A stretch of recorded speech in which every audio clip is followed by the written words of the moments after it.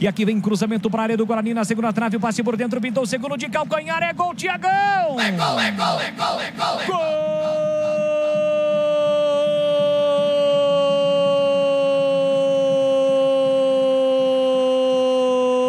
Gol da Ferroviária!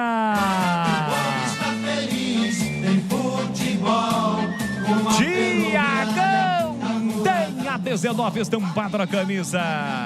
No levantamento do Chile, a segunda trave, não tinha ninguém do Guarani, apareceu sozinho o Gadu. Tocou de cabeça para a entrada da pequena área.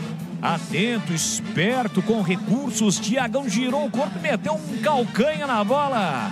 Sem chances para o Thiago Lenza, faz um belo gol, gol de calcanhar sempre bonito. Coloca lá dentro o Thiagão, que tinha acabado de entrar. Tem estrela o garoto e amplia para o time da Ferroviária. Thiagão, 20 minutos do segundo tempo, está registrado em Araraquara. Ferroviária mais próxima da classificação às quartas da Copinha 2. Guarani 0, detalhe do gol, Vladimir. A bola passou ali pela área, né, no cruzamento do escanteio feito pelo Chile. No segundo pau, o Gadu apenas ajeitou para dentro, lá da pequena área. Como a bola veio em cima, né, teve recurso do calcanhar. E muito bem o Thiagão matando aí o goleiro Thiago Lenza, ampliando o placar e deixando a Ferroviária mais perto das quartas de final.